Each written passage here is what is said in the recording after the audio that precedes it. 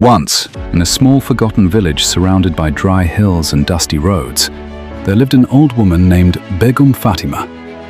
Her tiny mud house stood at the edge of the village.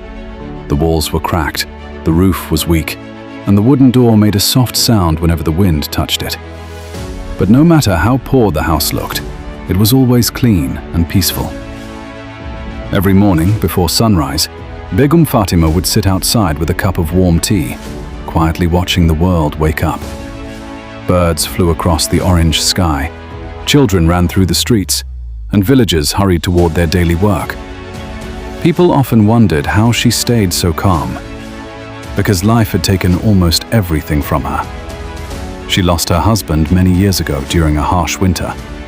Her only son left the village to find work in the city and never returned. Years passed without a letter, without a visit, without a goodbye. Most people thought loneliness would break her, but somehow, Begum Fatima still smiled gently at everyone she met. One evening, during the rainy season, a young woman named Zoya came to Begum Fatima's house crying uncontrollably. "Begum," she said with trembling lips, "people humiliate me everywhere. They spread lies about me. Every word they say burns inside my heart. I try to forget, but I cannot.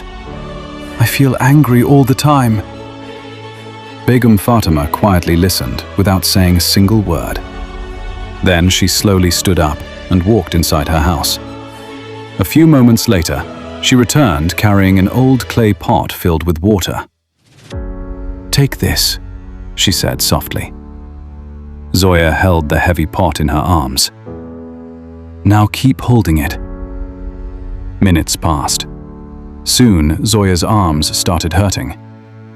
"Begum, it's becoming painful," she said. Begum Fatima asked calmly, "Did the pot become heavier?" "No," Zoya replied. "Then why does it hurt now?" "Because I've been carrying it for too long." Begum Fatima smiled softly. "That is exactly how pain works. The problem is not always the weight itself. The real burden comes from carrying it for too long inside your heart." Zoya slowly lowered her eyes. The old woman sat beside her and continued speaking in a quiet voice. "When my husband died, I became angry at life. When my son disappeared, I became angry at people, at fate, even at myself." She paused for a moment. "But anger never removed my pain. It only made my nights heavier.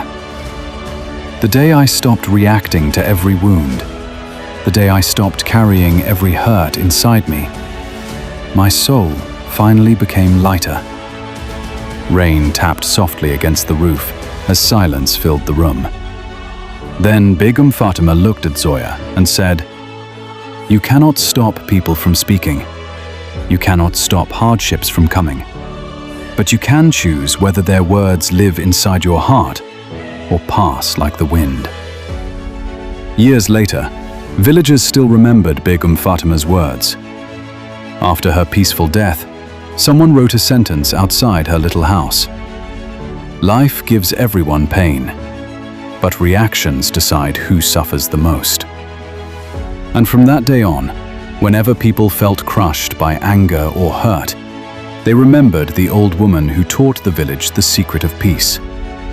Not every burden must be carried forever. Moral of the story: you cannot always control what happens in life or what people say about you, but you can control how you react. Holding on to anger, pain, and bitterness only makes your burden heavier. True peace comes when you learn to let go and protect your heart from unnecessary negativity.